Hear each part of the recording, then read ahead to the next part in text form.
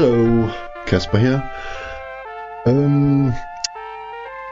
I am going to play Delving Deeper, but not this one so much, because there has come out a quick start of version 5 of Delving Deeper, if I could only speak. And I've joined the Discord, so I have been talking with various people there, and also the author of the game, Simon J. Bull. And I've been writing back and forth about learning the rules, just to delve into the rules. So, and I know I was recording another episode of Delving Deeper, namely episodes 1 and 2 of the Ugly Dung-oneers. But I want, when I recorded, because it is recorded, episode 3, I realized that I wanted to play it more by the actual Delving Deeper rules, because I mixed some of my own house rules into it and some of swords and wizardry into it and whatnot. So on that note, I joined Delving Deeper Discord, as I said, and became aware that the Delving Deeper version 5 was under construction. So this so that also means that I'm going to ditch the other episodes, or not ditch those, but I'm not going to continue that sort of story development or dungeon delve I had with the other group, with the Ugly Dung-oneers. I have... sorry if anybody is annoyed with that. I don't know how many are actually following. I did get some people who wrote that they liked the content and looked forward to more. But sorry that I changed my plans. But I thought it would be okay, because I thought I would be delving into the real rules of Delving Deeper as good as I can. And it took me quite a few days to wrap my head around especially the combat rules, but I think I have it now. I think I got it. So that's that. So you can see over here on your left side, you can see the characters. That is actually that character. If you start on the top left corner, you've got Layla, we got Jaina, we got Marogar, we got Reich, and Kolbein. Then we also got Sweaty Sven. But I should say that Sweaty Sven is our torchbearer, and he's from another delve I made. So where we fought some NPCs, another adventuring party, and he was the sole survivor. He was sort of like a page. So he's not by any means a warrior or a fighter or thief or anything. He's barely just a torchbearer. So I'm going. I had some of these characters have already died, but I have revived them, so to speak, of this. These videos I want to do of this. What else to say before we start? Oh yeah, we are of course going to again back to Tilly's Bottom, the starting town I always have, and this town is now a starting town in the vein of the new version 5 rules. I've seen some snippets of the wilderness generation thingy, and there's something about rolling your village size. So this is what is called a market town, and I think it's between, if I'm not wrong, between 1600 up to 2000 souls And the idea I have with this is that these videos are going to be called the Dung-oneers. I don't know if that's a really bad pun or whatever, but the idea is that they have been thrown into, yeah, they have been caught doing some sort of crime which they may or may not have done. The party, and so they sort of got some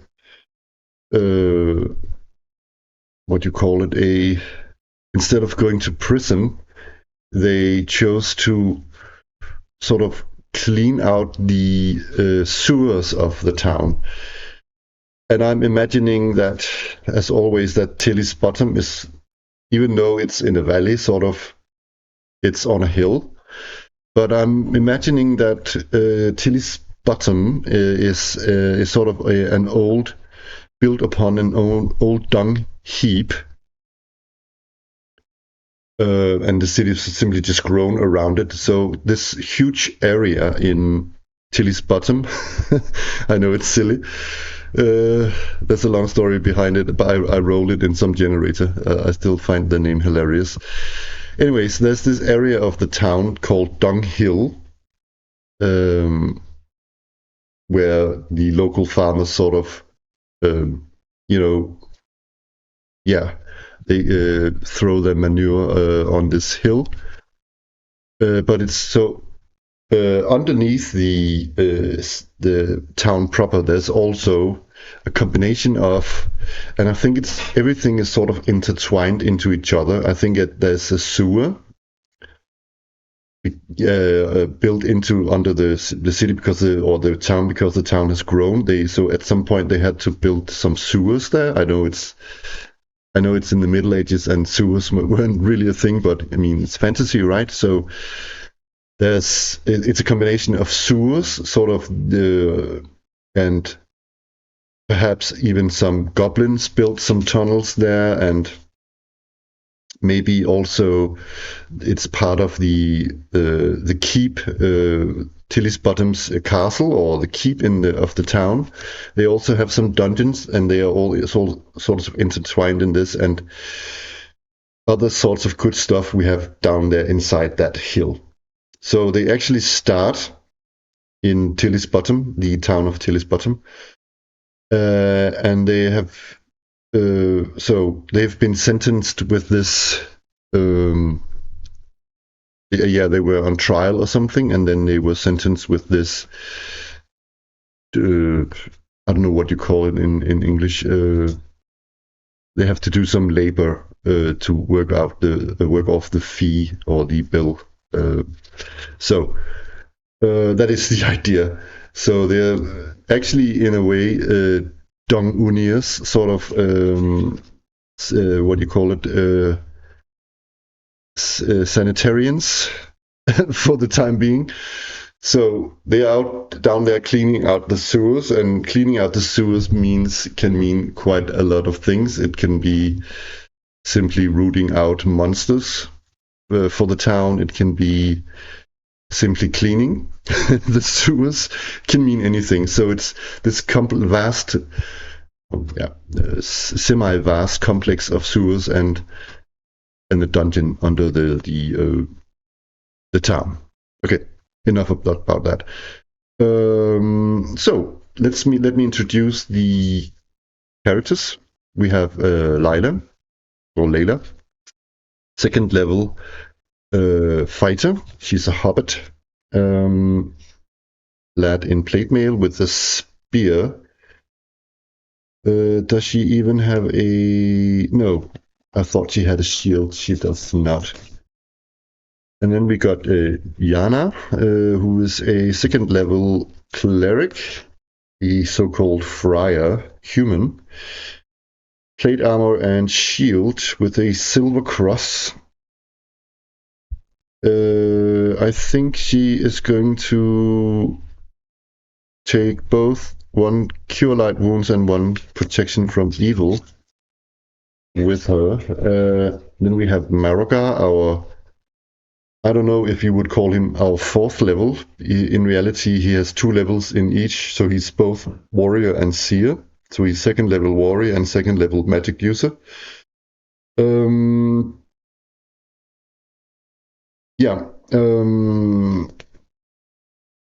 Clad in mail at the moment, so he will not be able to cast spells.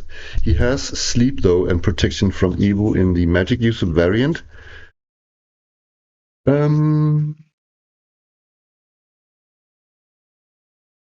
Yeah. And then we have our thief. He's called Ike. He is an dwarf. He's dwarf thief of neutral alignment. Clad in padded leather armor and with a cudgel and a short bow. Let's give him back up to 20 arrows, shall we? Yeah, so Thief is an optional class in the Delving Deeper rules. And lastly, we have our 1st level, Medium, which is a magic user level 1. Kolbein. He's got sleep spell, and he also got the scroll of charm person, and he's wielding a staff. So, one little disclaimer: I am going to use a combination of the quick start rules, but also there are some on what did I find in one sec? I did find some early releases, beta versions, Delving Deeper version 5 that are publicly available. So I have those also, and they help me quite a lot to understand actually the rules. So some of the rules there I'm going to use as well, but I can see that some of the newer rules are a bit different than the version 5 than these PDFs I have. And then also, because I'm missing some details, still I will be using this, but it's all Delving Deeper. I could be intrigued at one point to try out the 2d6 system. Instead of rolling a d20 when fighting, we could have 2d6, but for now I'm just going to roll with 20-sided dice. That will actually speed up things quite a bit in this case. So, I can see I accidentally erased all of Layla's languages. I am going to write common. Yeah, and I don't know if hobbits have their own hobbits and alignment. I think the rest should be good. Yeah. So we're just simply starting out as they are thrown into the dungeon, so to say.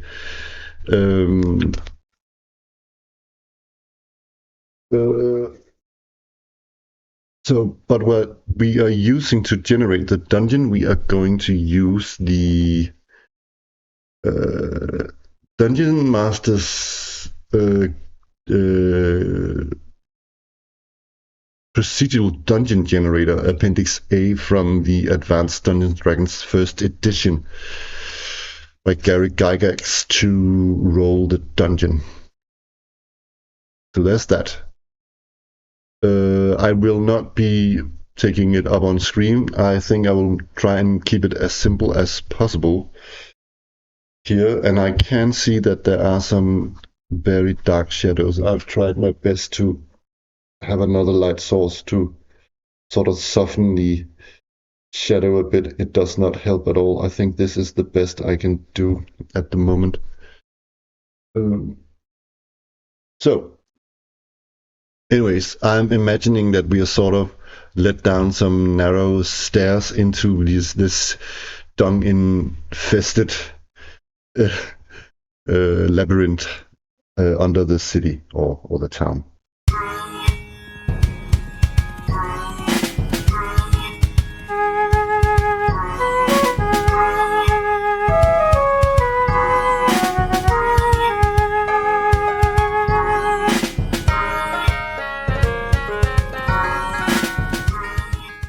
Okie dokie.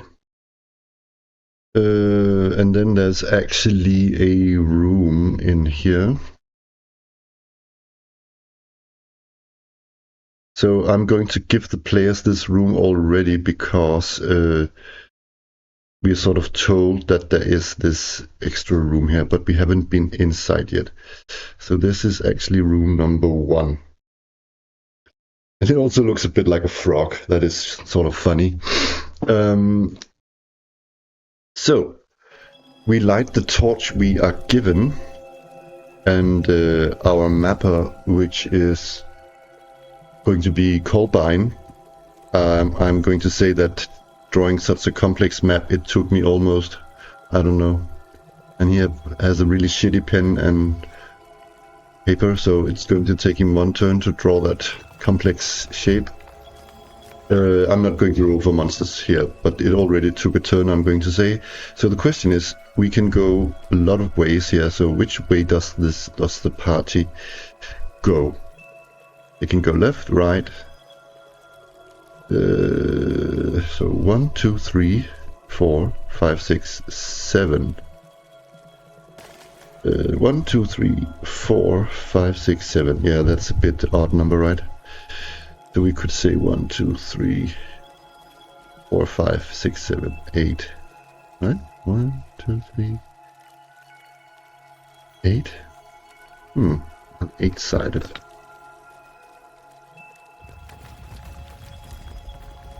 Here we go. So 1, 2, 3, 4. They want to go into here. Kolbein says there should be a room on the other side of here. 1 sec. I think there's something I need to check on the map though. That's correct. It's fine.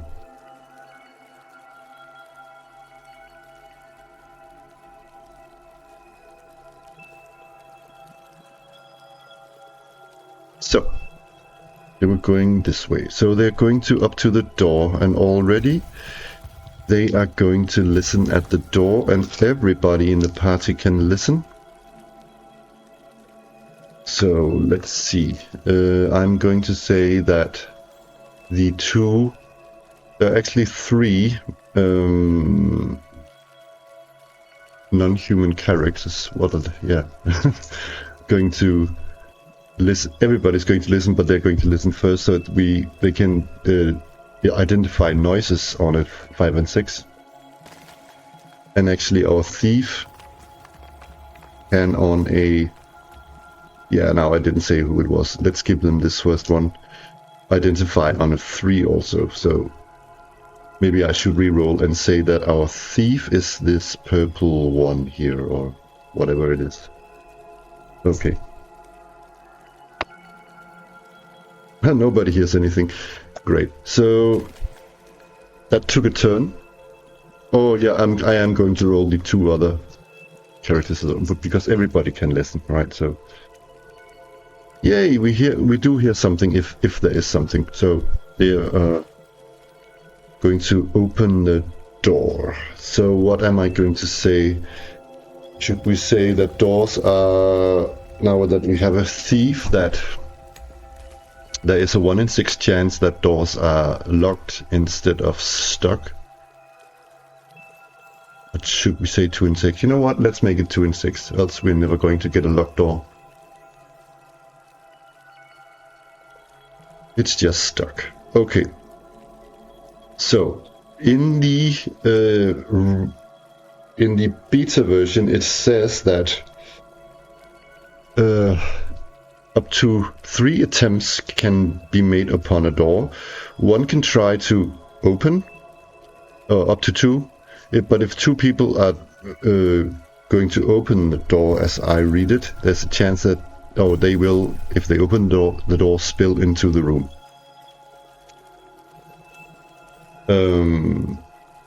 So it is in a 3-roll total, as I read it.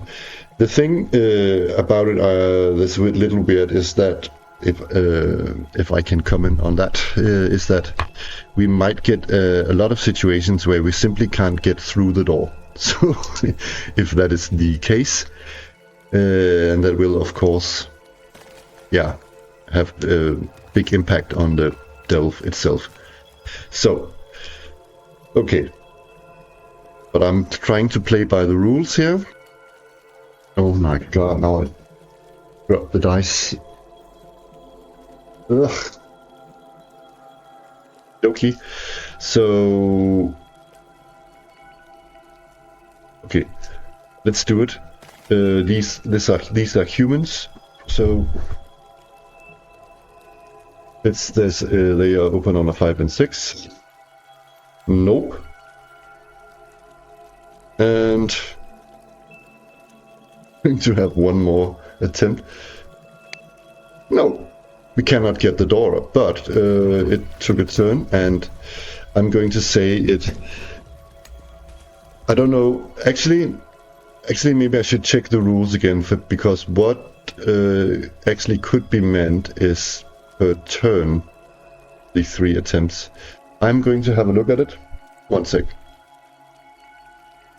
It says, let me read it here. There can be up to 3 throws against any one door. Okay, so, okay.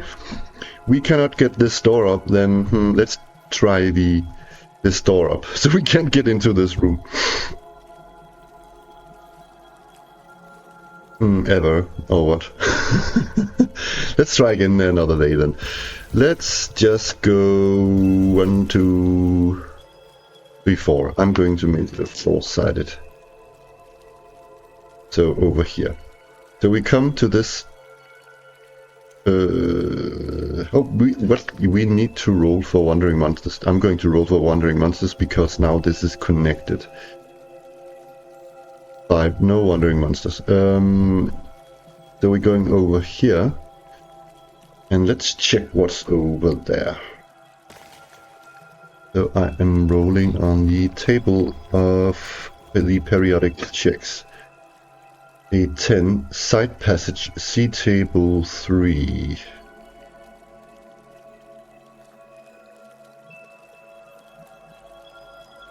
Yes. Yeah. 11. T passage. So what I'm going to say is that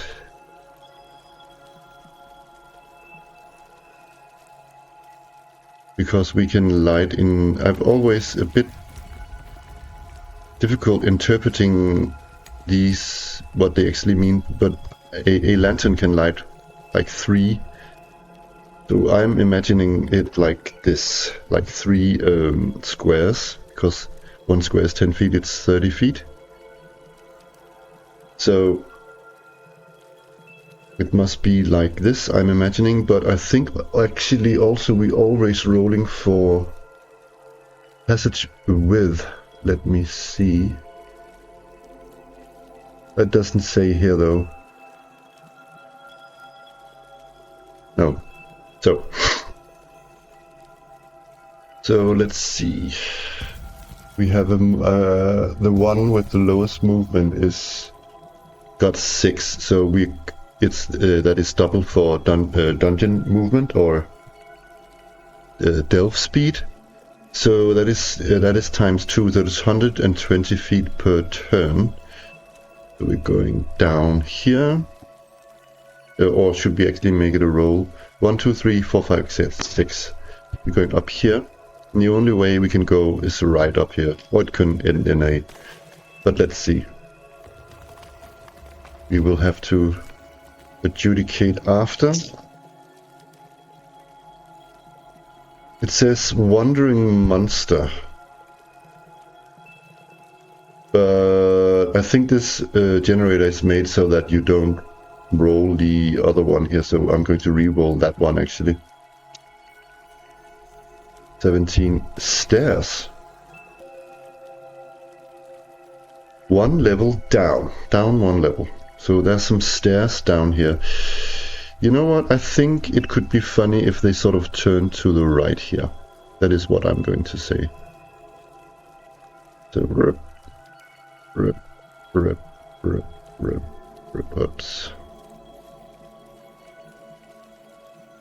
Okay, I'm going to make an arrow and then arrow pointing down one level right there. But we don't want to go down just yet. So I think we simply go back. So 1, 2, 3, 4, 5, 6, 7, 8, 9, 10. 1, 2. Yeah, okay, we are going to make another roll. Wandering monster check. Nothing. Come down here. 14 is a chamber. So we are going to roll the size of this chamber. 40 times 60 feet. It's a big chamber.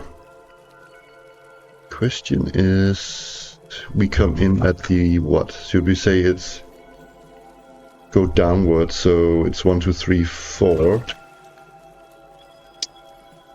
1. We come in at 1, so it's here.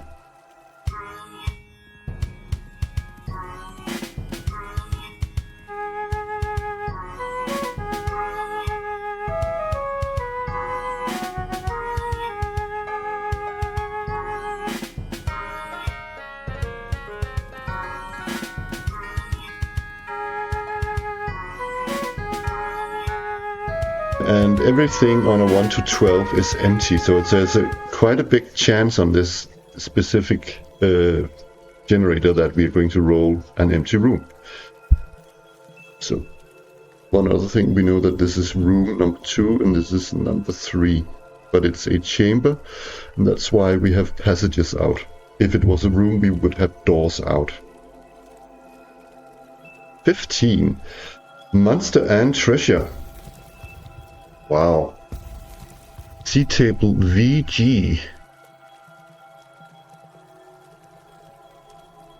Or 5G.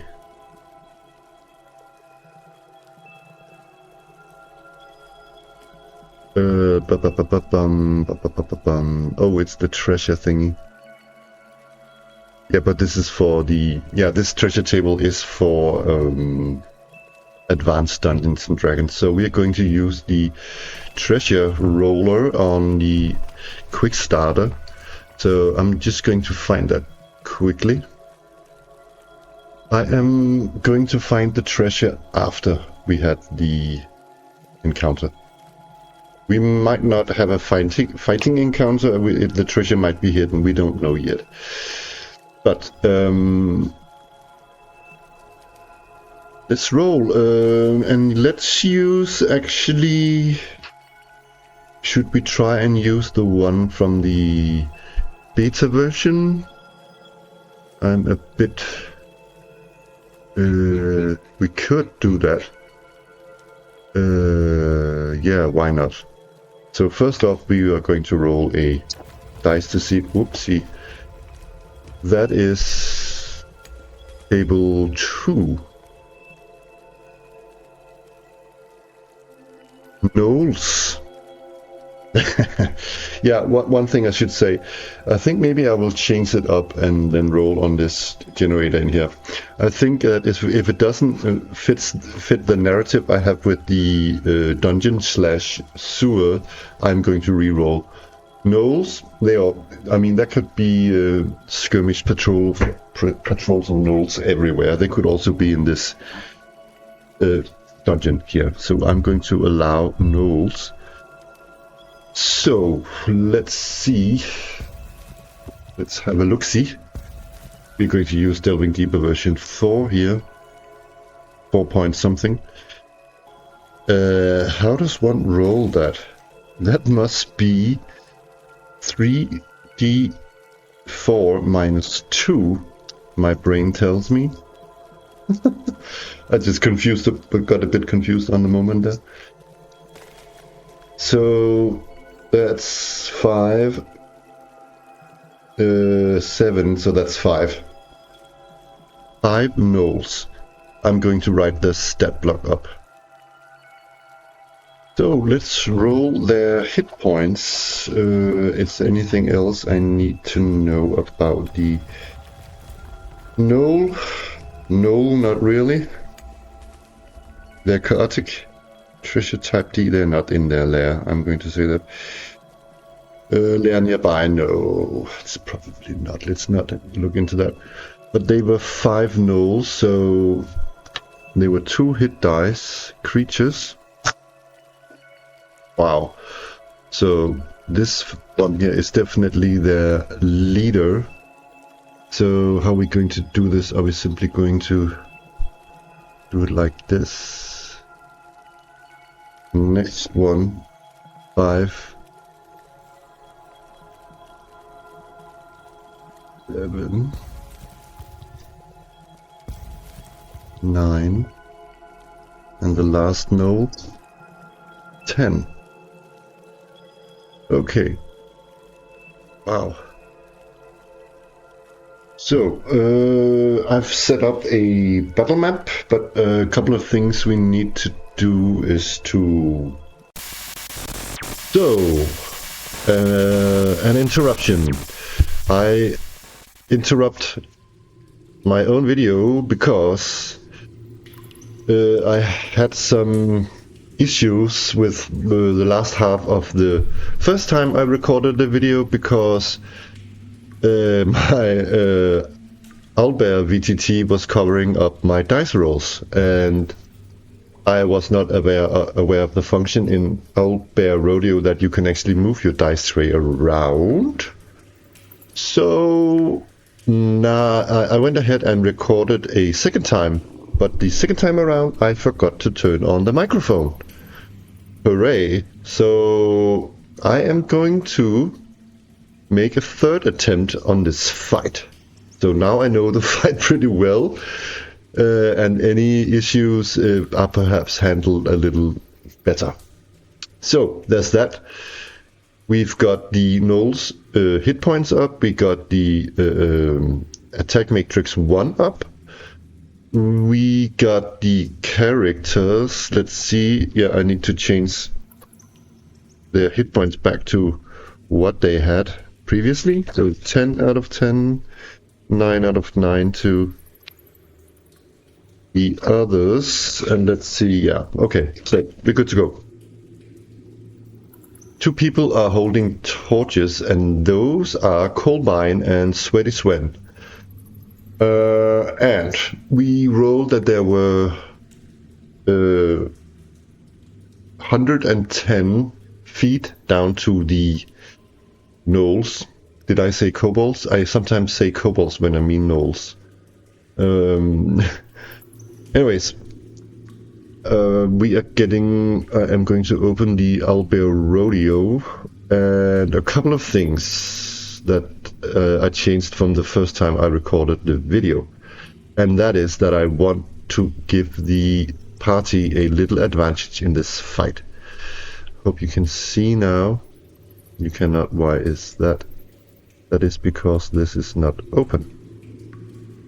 So now it should work. Okay, so you can see down here the party is looking into...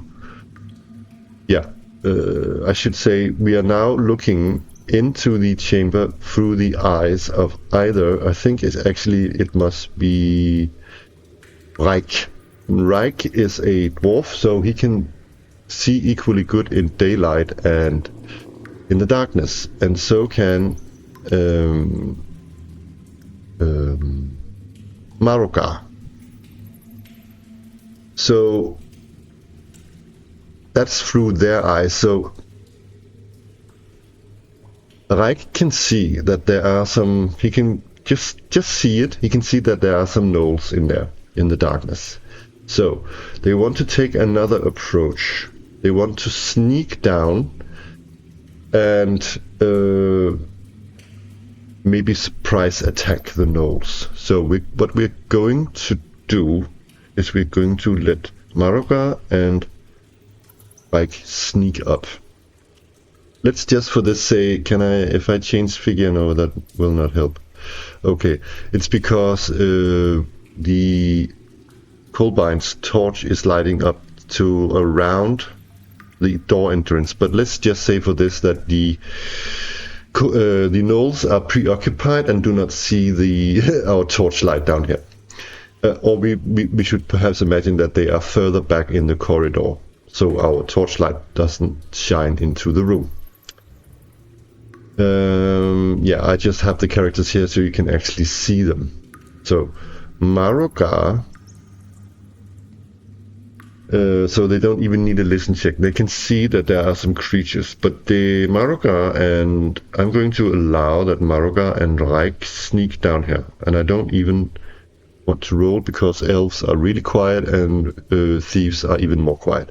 But they're standing there peeking around the corner. They can see that there are 5 gnolls, and also they are agreeing that they want to try and surprise attack them. I will want to make a roll for Reich to see if he actually can make a sort of a sneak bow attack, in that sense that he can sneak up and get surprise on them.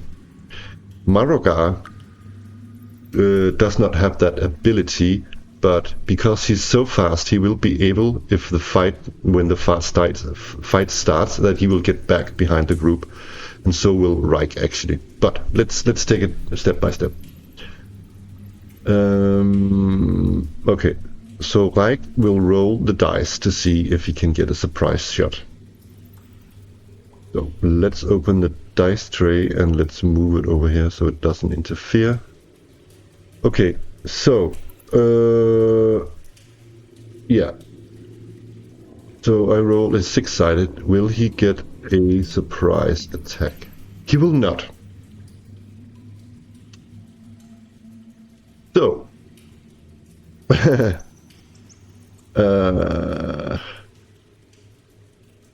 as he steps out and wants to try and secretly shoot, the gnolls hear them and see them.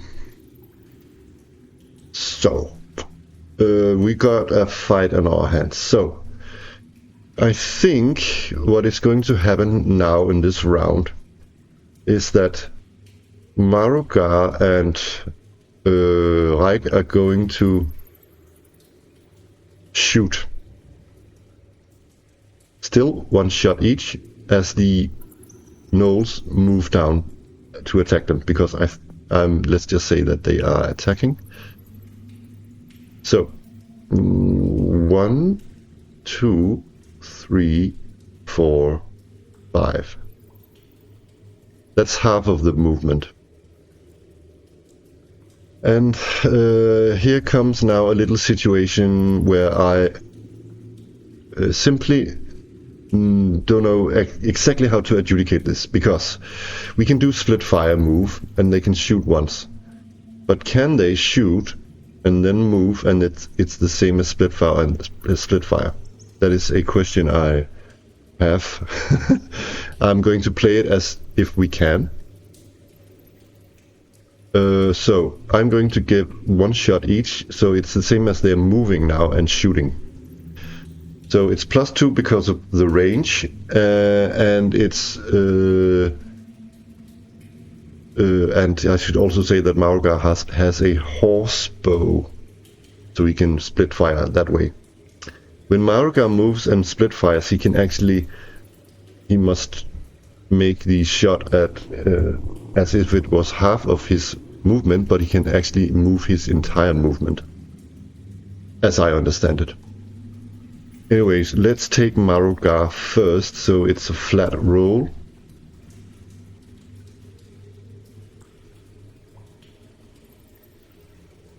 Let's do it. So it's 1 die.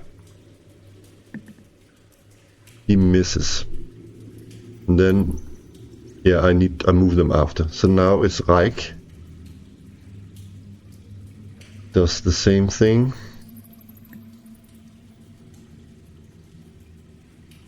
Reich actually has +1 shooting because of his dexterity. high dexterity. So that's exactly a hit. So let's randomize who he hits. He hits number 1. Number 1 receives 4 points of damage. So he is down to 8 out of 12. The most buff one of them. So now they move half the movement. So I'm going to say allow that. So that's down here 1, 2, 3, 4, 5, 6. The same with they can do the same movement. So they are have now moved back. Okay.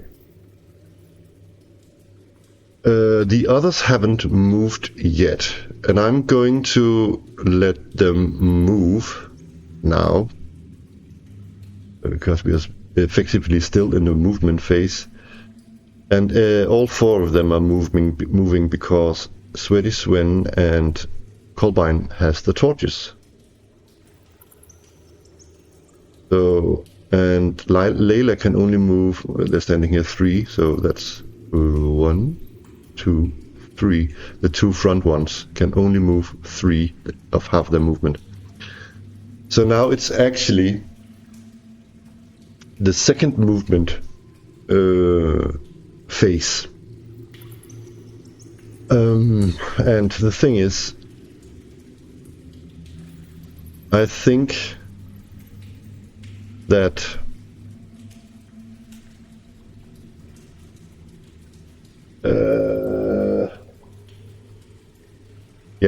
all of them will move, and also the gnolls will also move. Here is a question I have to answer, because who, quote unquote, moves first? Because it can, to have the first movement can be quite advantageous because of where they are positioned. So are they just charging so they meet in the middle? So it's 1, 2, 3 around here for Layla, and then 1, 2 for the gnolls. The gnolls can effectively move further. That is a question I have, and I don't know what to answer to it.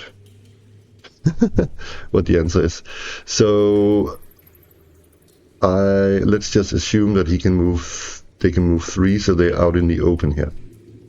That might be slightly stupid of the party, because the gnolls can also move. And what I think they are going to do is that they have movement enough to go around. Which actually means that we can flank Layla here with 2. He will not, this one I don't think will be able to move around to flank on the other side of Layla. I'm not quite sure of that. Yeah, will he though? Because he can move between his own comrades. So 1, 2, 3. Let's wait with him. And also, so that's movement. And they have already shot their split fire. So it's melee. And because Layla is a fighting as 2 men, she's going to, and so are the gnolls, but she will be, I'm going to say she will be face to face, aka engaged with gnoll number 2 here. Which means that these 2 are effectively flanking Layla, which means, and I think that it means that flanking opponents get first initiative. So they simply get free, quote-unquote, attacks on Layla. So I am going to roll some dice here for the gnolls, and we are not casting any spells, we are saving our spells. So gnoll 1 attacks Layla. That is one hit. Layla has an armor class of 3. So it does some damage. 2 points of damage to Layla. She's down to 8 out of 10.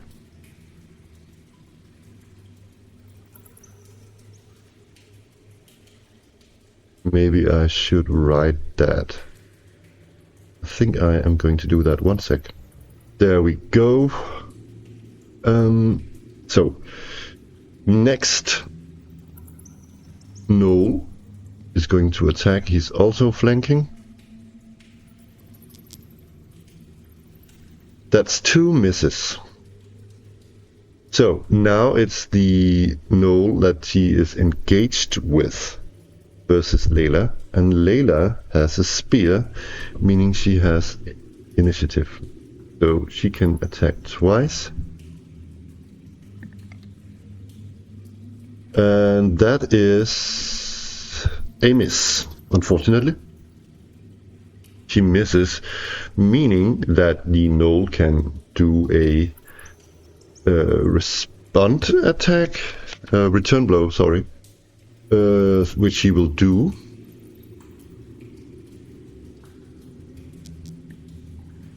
He misses though, so I keep the initiative. Now it's down at Jaina,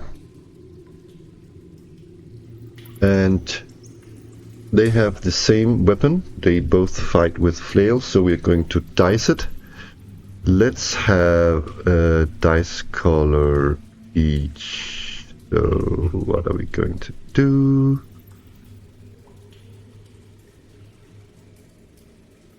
Let's see. That wasn't what I wanted to do. Here we go. So a dice color each. Let's have one of this color and one of this color. So the red die is the Noel. Jaina wins initiative.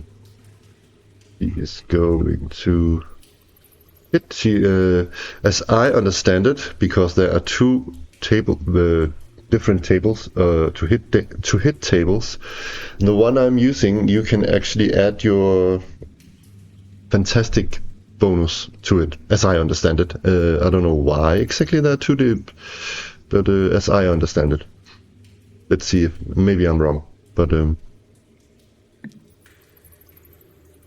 never mind. That is actually, oops, she shouldn't have rolled 2 dice re-rolled. She only has +1, so that's actually a miss. So she misses. So that was round 1. Are we going to cast spells? We are not. We are going to save the spells. So are we going to shoot with the arrows? We are. And also move. So 1 sec. This Noel here is going to move around. 1, 2, 3, 4, 5, and flank Layla. So that's half the movement. Now we are going to shoot. We have more than 3 spaces here, so we can actually shoot over the heads of Sweaty Swen and Kolbein, or 3 squares, I should say. But I will say that it's -2. We are within short range, so it's just a flat roll. However, if I roll an odd number and are within the hit limits, or if I still hit, it's going to be random who I hit because I fire into melee. So we're going to take Marugar first. The reason why I am still going to try and see if I hit with the bows is because they are more Noels than party members, so the chance of hitting a Noel is bigger.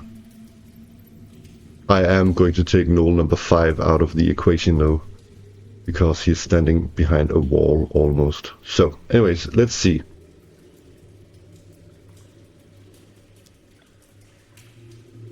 Okay, so one thing I'm uncertain about is that you can see here that one arrow simply goes wide. It flies over their heads, but the other one will effectively hit someone. It's enough to hit a no, but it's 13. So it will normally a 13 wouldn't hit a one in plate armor. So I'm a bit uncertain here whether I should just say that this is also just another miss. That is what I'm going to go with. So this is just simply a miss. And now it's Reich's turn. That is also the same deal. It's a miss and a miss. So, okay. They have now used 3 arrows each. So, now it's melee. No, it's actually the rest of the movement. Is anybody moving?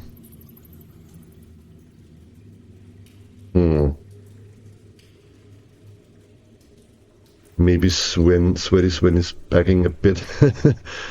So he's not like here. No, here. He can't back, then we can't shoot over his head, right?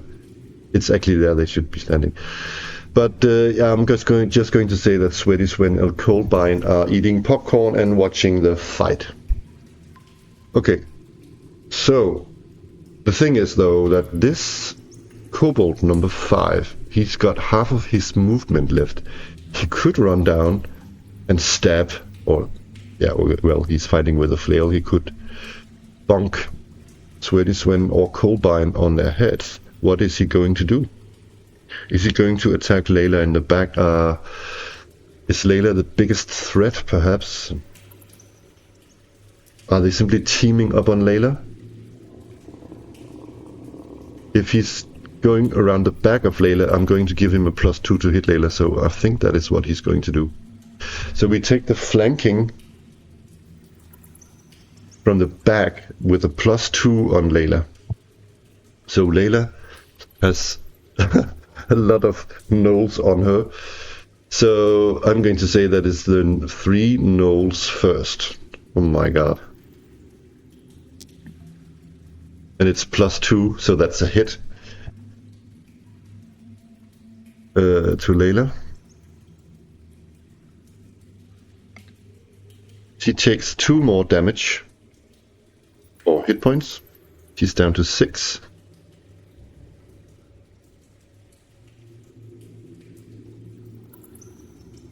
And Gnoll number 1 also attacks.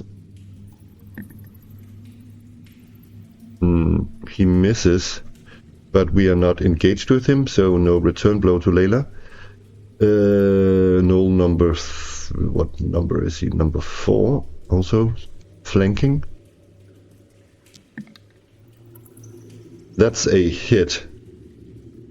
Oh my god, poor Layla. Whoopsie! 5. Whoa. We are down to 1 hit point with Layla. This is not going as good as the last round.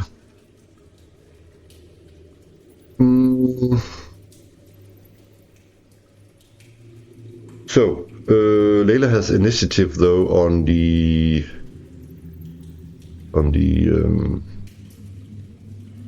Gnoll 2. She rolls 2 dice. And my god, she misses again. And this means that the Gnoll gets a return blow. He misses. So Layla still got the initiative. Now it's Jana. To be fair, I think that Jana wants to cast spells, heal on Layla in the next round. Yeah, but that is not yet. So she's going to attack Gnoll number 3, which is a hit.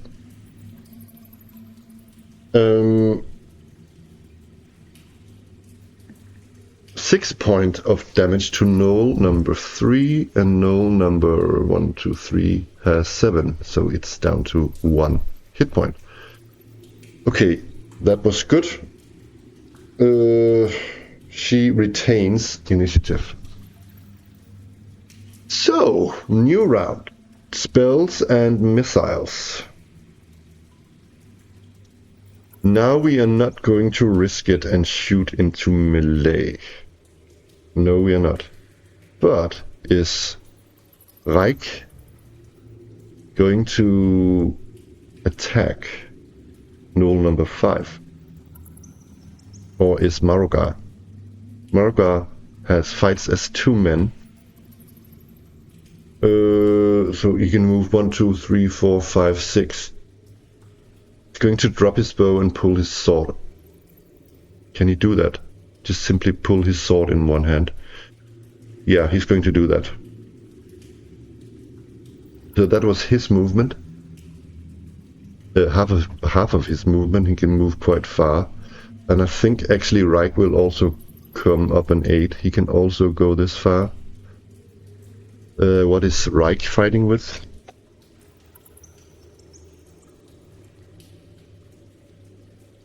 He is fighting with the cudgel in melee.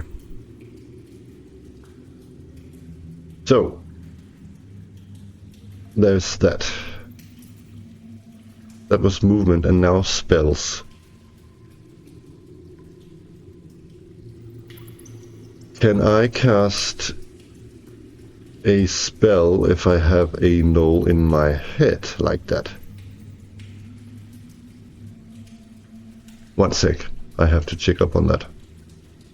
So it does. I don't think it's clear 100% if I can or cannot, but he's casting a spell.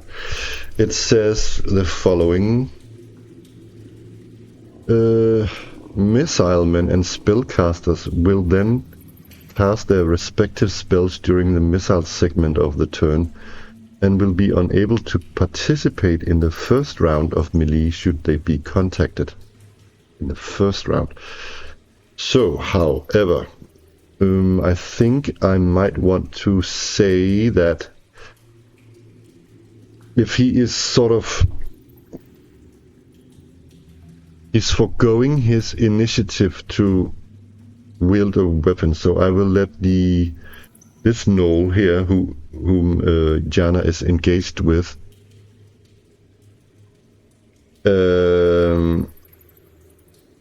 see if he is first before Jana. No, it's only missile, because that is... Can Jana simply cast a spell here? She was in combat.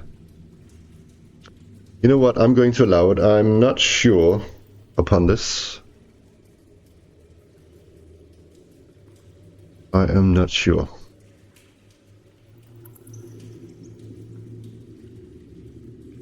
The spell she wants to cast is Cure Light Wounds, obviously. Which she has and can cast. This might be a mistake. I cannot remember. So I'm going to allow it. She heals Layla for 4 points. 3 plus 1. So Layla gets up to 4 plus 1, that's 5. She's back up on 5 hit points. Let me... oh yeah, okay. Yeah, I forgot to change it before. Layla is up on 5 hit points. So, that was spells and missiles. So, what have we here?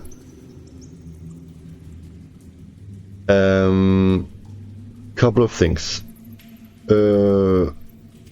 Let's take those who are flanking first, but because I'm going to take it from the left side, I know this Knoll is looking at the picture. He's looking at... let's see, can you see this? He's looking at Marogar, but he's actually facing Layla. So, let's take Maruga first.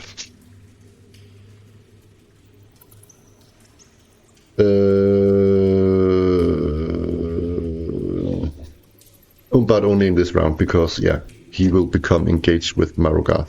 Maruga has a sword. And he fights as 2 men. Has he got any pluses? Nope, he does not. So he misses. And so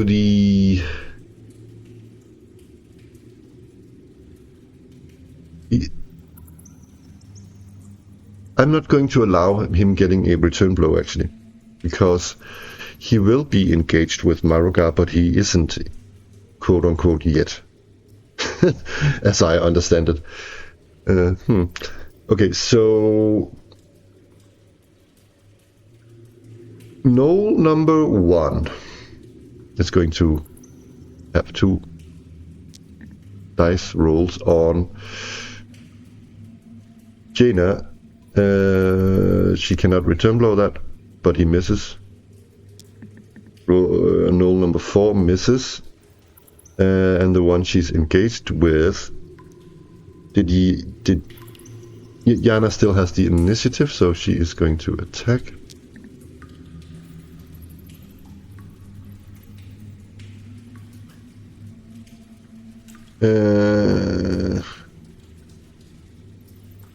Oh, one thing. Yeah, that's a miss. But one thing that struck me here is that it takes a full turn. It takes a full turn round of combat to make the healing. So she's actually not healed until, I guess, next round. The beginning of next round. And Yana can be interrupted, I guess, if she's struck. So what happened here is that she's actually getting hit as she had 1 hit point. That's not so good.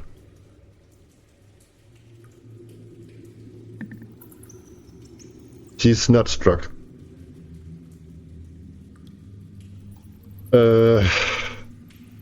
Because Yana is casting a spell, I'm going to say that Knoll number 3 is actually attacking her while she is casting the spell. That's really bad. And she can get interrupted.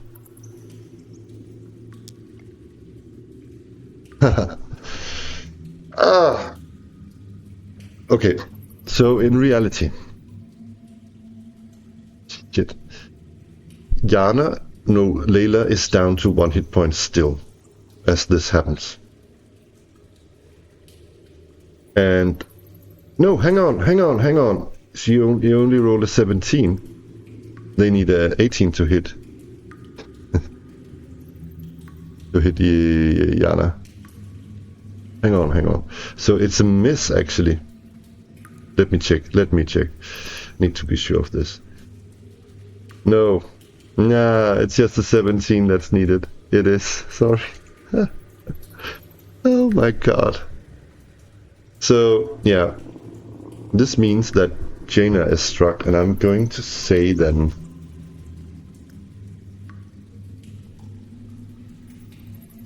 Yeah, what am I going to say? Shit, that it's interrupted. And as I understand the rules, it's only interrupted or delayed, the spellcasting in this version of the game, which means I can actually try and cast it again, as I understand it. Or is the spell lost now that it's with you doing it during the fight? I'm not 100% sure.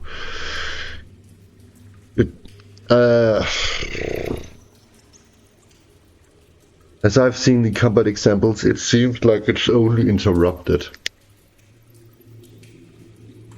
Now, But Jaina takes some damage. She takes 4 points of damage. Wow, she's down to 5.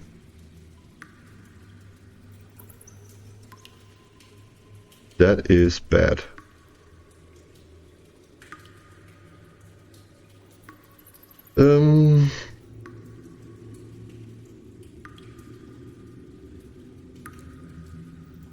That is actually really bad. I think this is a new round. I think we have to survive. I think we have to... do we want to cast spells? Does anybody want to move? Oy, oy, oy. We're going to cast spells. We're going to cast the sleep spell. Kolbein is going to cast the sleep spell. And he is going to cast it on knoll number 4. Yeah. So, sec. Oh yeah, I just needed to figure out how many dice I need to throw. It's 3d4 plus 2. So here we go. Let me get back up to this one. And take plus 2. And 1, 2, 3. That's a 9 total of hit dice. So, yeah, we're going. I think what will happen here is that Layla will fall asleep as well. Let's see. So it's the nearest target after the target. So, knoll number 4, and so that's 1, 2. Knoll number 1 is that's 4 hit die, and then knoll number 2 up to 6 hit die, and then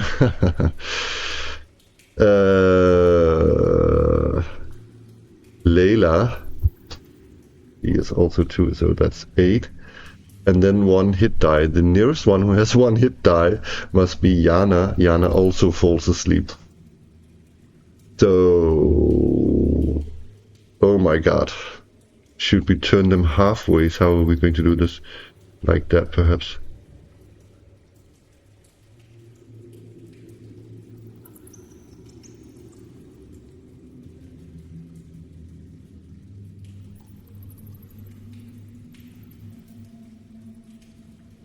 That is bad. So, wait.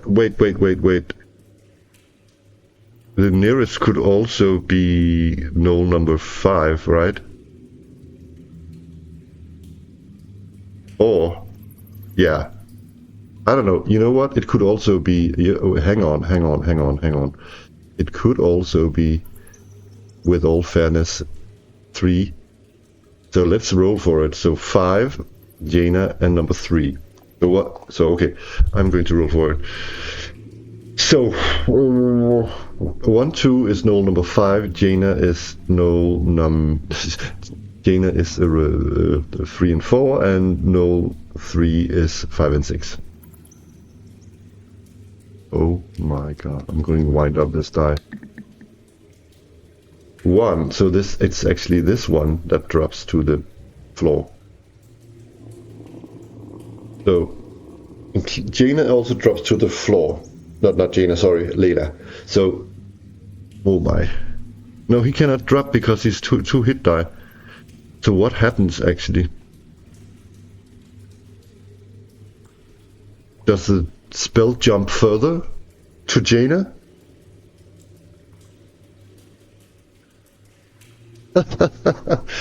I'm uncertain of this. I guess it does. That's bad.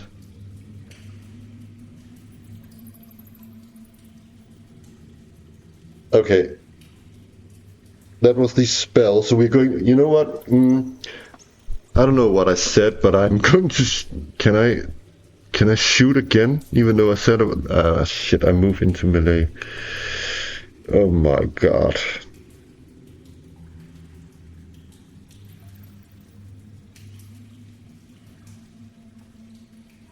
Question is, who is first? It's the sword situation over here. So let's take that situation first. Maroga versus the Gnoll here. Two dice for Maroga. That is so bad. That is a miss. So he gets return blow. Can't believe how bad this goes. Oh my god, that's a hit from the Gnoll, doing 6 points of damage to Maroga. He's down to 1 hit point. This goes so bad. Shit. And which means also that the number 5 has initiative next round. So now I'm going to say that it's, and I'm going to give Noel 3 plus 4 to hit Jaina, who's lying on the floor. I don't know how else to do it.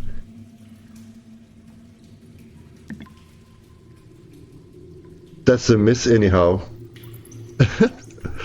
And now it's Reich. Shit. Reich is going to attack Kobold number 5, who cannot retaliate, strike back, whatever it's called. But Reich is only, he's level 1, isn't he? Yeah. Nah.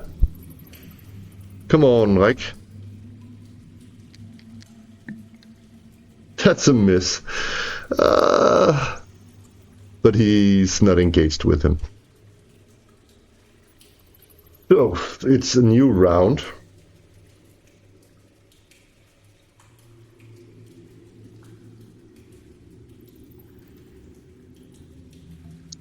If we run over with Reich to wake up Jana, who is not engaged, will the wake up situation, I'm going to say that she's only up on her feet in the next round. Has Kolbein any other? No, he's got no other spells.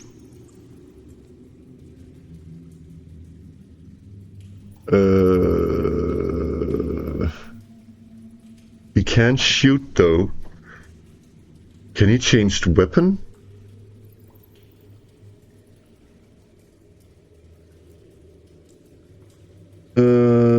Can he do that?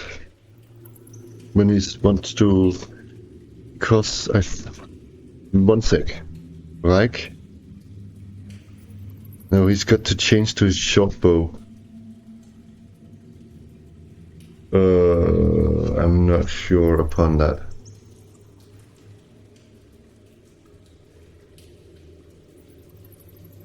Can he stand in the same space as one who's fallen into a slumber? He is a small guy.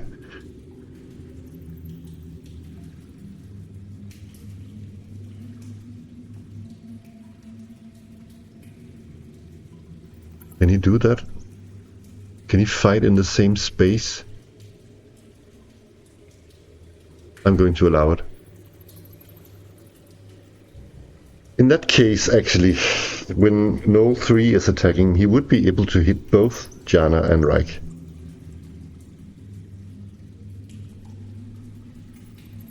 Anyways, I think we have moved now. And it's...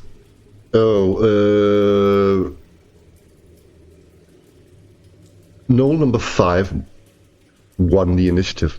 So he is going to strike after Maroga. And that's a hit. And Maroga dies. Oh no. Oopsie.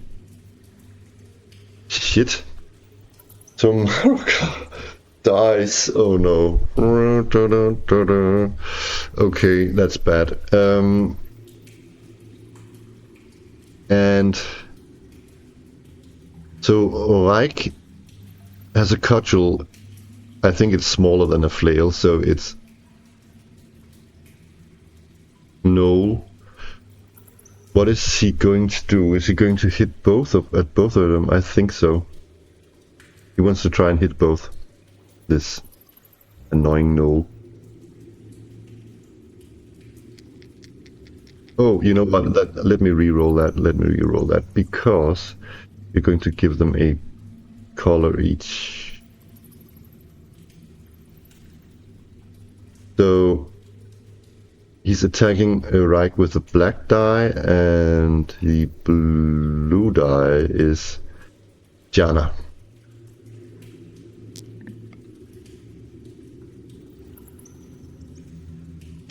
He has what is armor class of... He misses Jana. What is Reich's armor class? It's 7. So... whoopsie. 7. He needs a 12. Oh, so that's a hit to Reich. He hits Reich. God. Damage. 2 damage to Reich only. Reich is down to 3 out of 5. Let's get him up on the board. Reich. HP 3 out of 5. Wasn't it? Oh, there was a 2. Yeah. Yeah. So. Oh, whoopsie. Okay. Wow. You really need to keep your wits about you when you're doing this. So, it's a new round. Now, I think Noel 5 is going to attack Reich, but he's flanking, and is it effectively in the back? I don't know. It's not really in the back, is it? I don't know. Is that position in the back? Oh god. Let's just say enough for that that Reich can't make a return blow. But is he actually... You know what? I think he's trying to hit Yana as well.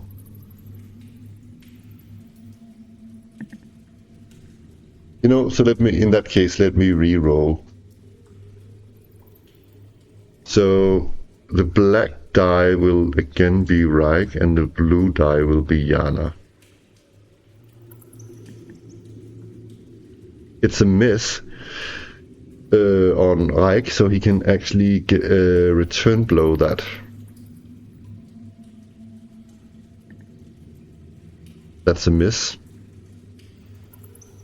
Oh my god, this fight. So now it's Noel 3. Oh my god.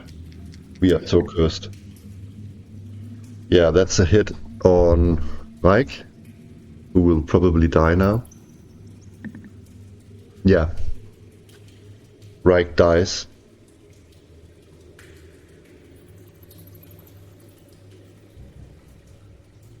Okay, we have...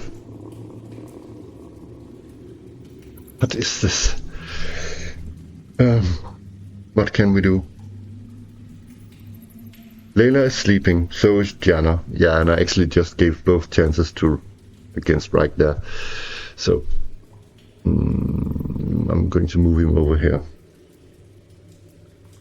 I think Sweaty Sven is going to do a morale roll here. I forgot about him. Yeah, he's not feeling so good. I'm going to give him -1 actually, because I'm not sure. I think he's Kolbein. Yeah, okay, so he's still there, but he's shaking. He's sweating more than usual. We have a problem. I'm getting confused a bit here. So I'm going to remove these characters, these two, the dynamic duo over to the left who died. And we have movement.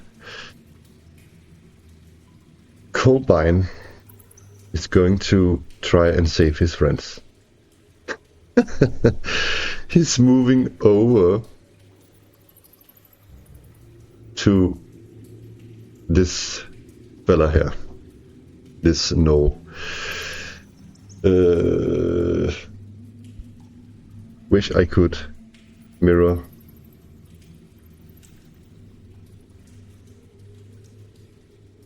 Oh my god.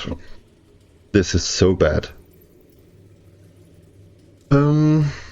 I've just been taking a little break, and in my little break I figured there's one thing I want to retcon. That is actually that the gnoll should have made a morale check. And that was when everybody was still alive, actually. So, I want to give, these characters a little survivability chance. Because I wasn't playing by the rules. They were actually all still alive at this point. I think, or was Marugard killed? I cannot remember. But I'm going to, as this is the first round, I simply cannot remember. But the gnolls must make a morale save. I forgot about that before all of this happened. So, yeah, that is just annoying. Let's see.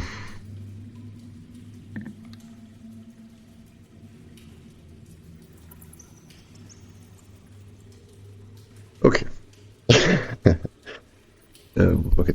I know that gnolls have +2. So, yeah, a couple of things, but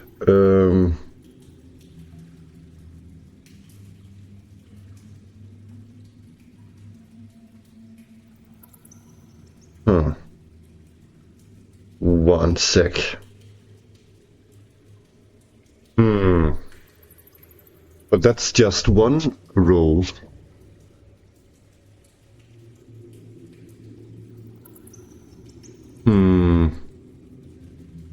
If I rolled uncertain before, they would have had another morale check. You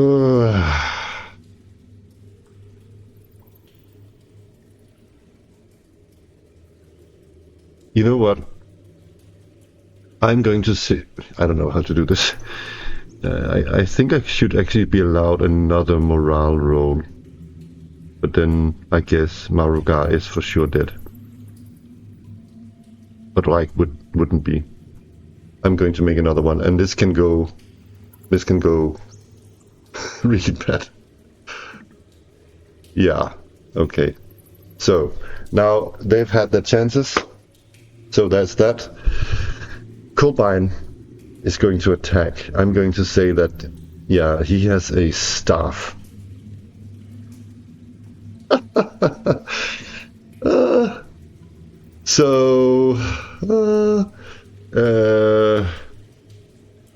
Yeah, let's try and do it. He attacks as one man. Come on. Come on. No, he misses.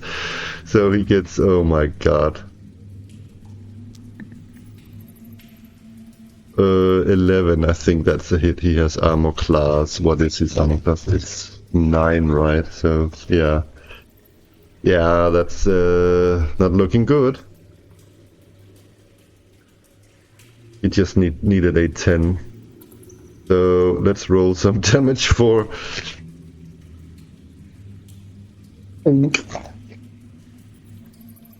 How much hit points has he got? Kolbein has 5. Oh, shit. I think I'm allowed to swear. 3! He's not dead yet!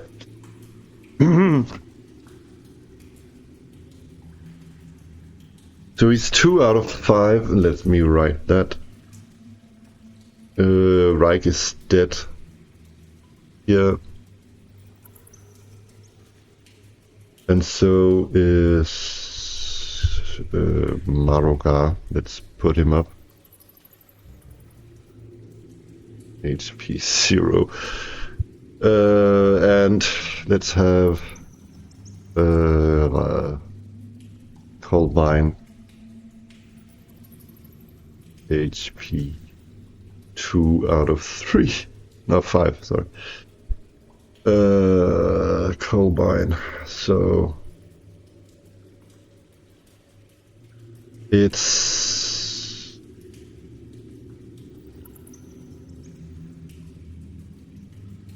yeah, I forgot to move the this gnoll down here. I guess he could have moved up to attack Kolbein, but he was so confused he didn't do it. Now it's movement. Now he's going to do it. And Sven will roll a new. So, going up here. This is so bad. And Sweaty Sven is going to do a. Oh yeah, you can't see that, so I'm going to roll it here. Yeah, that's so bad. Sweaty Sven is dropping his torch. It probably is not dropping the torch, but Sweaty Sven is going to book it out into or out of sight. Oh my god. Maybe surrender. Is Sweaty Sven going to surrender or flee? Kolbein is probably yelling, "Your fate will be so much worse if you surrender. They're going to eat you." Or something similar. So he's going to run. Mommy! And now it's actually a couple of things. It could be the one who is coming in here. Who's first?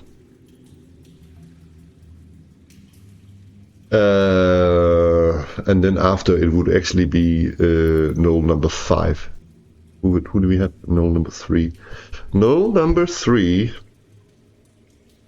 probably killing. Yeah. Let's see.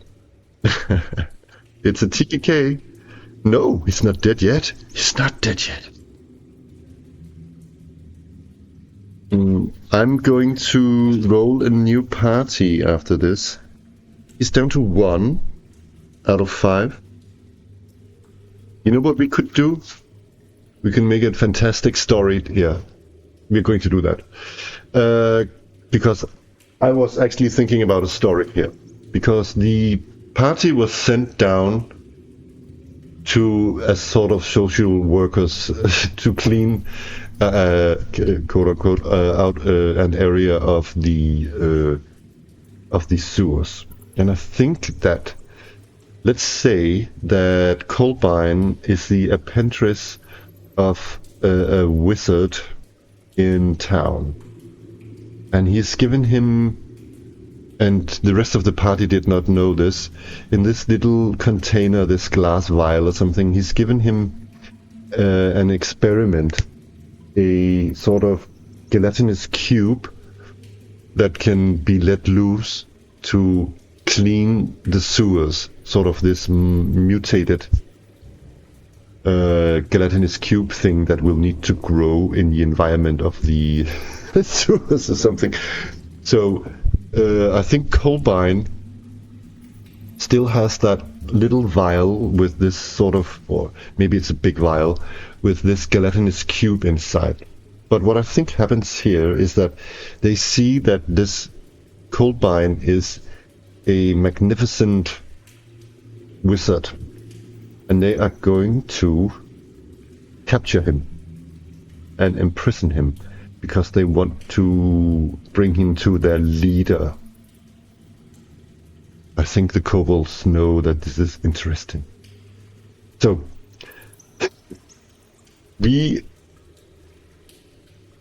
what I'm going to say here is, so we have some sort of story. Sweaty Sven, by some miracle, makes it out of the dungeon, and let's say that there's been enough time down here that Kolbein told him that he's working for this wizard in town, that he runs back. Maybe Kolbein can shout it, actually. Maybe Kolbein shouts it to Sven is running out. He says, tell Master something, Master question mark, that we are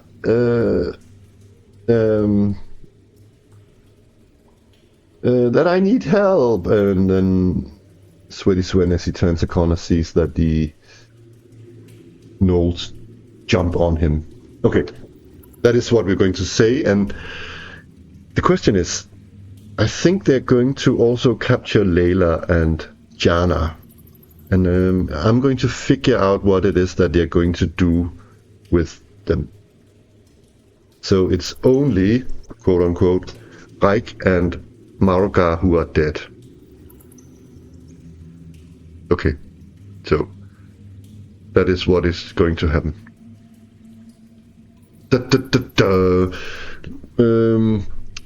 Tune in on the next episode of the Dung-oneers.